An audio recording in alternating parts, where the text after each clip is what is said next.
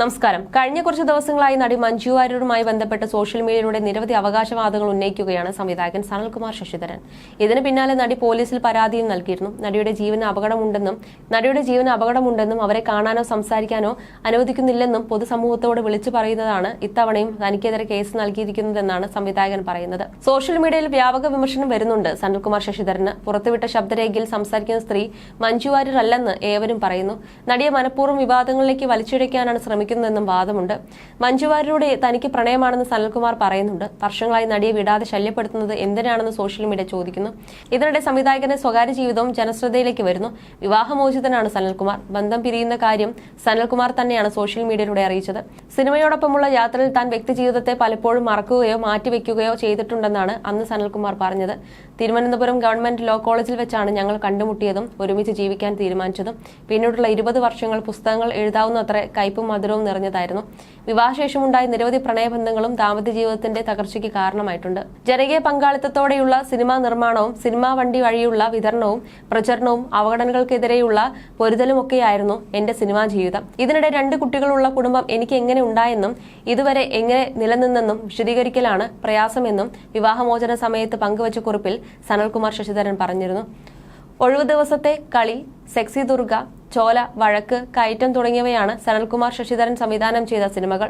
അടുത്തിടെ വഴക്ക് സിനിമയുമായി ബന്ധപ്പെട്ട് ടോവിനോ തോമസിനെതിരെ സനൽകുമാർ രംഗത്ത് വന്നിരുന്നു. വഴക്ക് റിലീസ് ചെയ്യാൻ ടോവിനോ ശ്രമിക്കുന്നില്ലെന്നും ഈ സിനിമ തിയേറ്ററുകളിലെത്തിയാൽ തന്റെ കരിയറിനെ ബാധിക്കുമെന്ന് ടോവിനോ പറഞ്ഞെന്നുമായിരുന്നു ആരോപണം. പിന്നാലെ നടൻ ഈ ആരോപണം നിഷേധിച്ചു. യൂട്യൂബിലൂടെ വഴക്ക് സനൽകുമാർ ശശിധരൻ പുറത്തിറക്കുകയും ചെയ്തു. കയറ്റവും ഓൺലൈൻ വഴി സൗജന്യമായി പുറത്തിറക്കിയിട്ടുണ്ട്. അതേസമയം മഞ്ജു വാര്യരുടേതായി പേരിൽ പുറത്തുവിട്ട ശബ്ദരേഖ വ്യാജമാണെന്ന വാദം ശക്തമായിരിക്കുകയാണ്. തമിഴ് കലർന്ന മലയാളത്തിലാണ് ശബ്ദരേഖയിലെ സ്ത്രീ സംസാരിക്കുന്നത്. മഞ്ജു വാര്യരുടെ ശബ്ദത്തിൽ നിന്നും വലിയ വ്യത്യാസമുണ്ട്. എന്നാൽ മഞ്ജുവിന്റേതാണ് ഈ ശബ്ദരേഖ എന്ന വാദത്തിൽ ഉറച്ചു നിൽക്കുകയാണ് സനൽകുമാർ ശശിധരൻ. സ്ത്രീത്വത്തെ അപമാനിച്ചു എന്നുള്ള നടിയുടെ പരാതിയിൽ സംവിധായകൻ സനൽകുമാർ ശശിധരനെതിരെ പോലീസ് കേസെടുത്തിരിക്കുകയാണ്. നിലവിൽ അമേരിക്കയിലുള്ള ഇയാൾക്കെതിരെ പോലീസ് ലുക്കൌട്ട് നോട്ടീസ് പുറപ്പെടുവിച്ചിട്ടുണ്ട്. സനലിനെ വിദേശത്ത് നിന്ന് നാട്ടിലെത്തിക്കാനുള്ള ശ്രമവും പോലീസ് നടത്തുന്നുണ്ട്. അതേസമയം തനിക്കെതിരെയുള്ള പരാതി കള്ളമാണെന്ന് സനൽകുമാർ ശശിധരൻ ആരോപിക്കുന്നു. താൻ പുറത്തുവിട്ട ശബ്ദരേഖ നടിയുടേതാണ് എന്നതിന് തെളിവുണ്ടെന്നും ന്യൂസ് 8 കേരളത്തോട് സനൽകുമാർ പ്രതികരിച്ചു. സനൽകുമാർ ശശിധരന്റെ വാക്കുകൾ ഇങ്ങനെയായിരുന്നു: കഴിഞ്ഞ 2 വർഷമായി നടിയും താനും തമ്മിൽ സംസാരിക്കുന്നുണ്ട്. അവർ തന്നോട് പറഞ്ഞത് അവരുടെ ജീവന് ഭീഷണിയുണ്ട്. താനുമായി ബന്ധപ്പെട്ടു എന്ന് അറിഞ്ഞാൽ തന്നെ അവരുടെയും മകളുടെയും ജീവന് ഭീഷണിയുണ്ട് എന്നാണ് തന്നോട് പറഞ്ഞത്. അതുകൊണ്ടാണ് ശബ്ദരേഖ പബ്ലിഷ് ചെയ്യുകയും പുറംലോകത്തോട് പറയുകയും ചെയ്തത്. അതിനകത്ത് സ്ത്രീത്വത്തെ അപമാനിക്കുന്ന ഒന്നുമില്ല. അത് സ്ത്രീ സുരക്ഷയുമായി ബന്ധപ്പെട്ടതാണ്. 2 വർഷം മുൻപ് ഒരു ഫേക്ക് ഐഡിയിൽ അവർ തന്നെ ബന്ധപ്പെട്ടു. 2 വർഷം മുൻപ് അവർ പറഞ്ഞു, സനൽ നിങ്ങൾ പൊയ്ക്കോളൂ, എന്റെ ജീവിതം തീർന്നു, എനിക്ക് വേറെ ഒന്നും ചെയ്യാൻ പറ്റില്ല എന്ന്. അതറിയുമ്പോൾ താനത് പൊതുസമൂഹത്തിനോട് പറയാതിരിക്കാനാകുമോ? ആ ശബ്ദരേഖ ആദ്യം അവരുടെ സഹോദരനും സുഹൃത്തുക്കൾക്കും വാട്സപ്പിൽ അയച്ചു കൊടുത്തു. അരമണിക്കൂറിനകം തന്റെ വാട്സപ്പ് ബ്ലോക്കായി. അത് കഴിഞ്ഞാണ് ശബ്ദരേഖ പബ്ലിഷ് ചെയ്തത്. നടിയുടെ സോഷ്യൽ മീഡിയ കൈകാര്യം ചെയ്യുന്നത് വേറെ ആരോ ആണ്.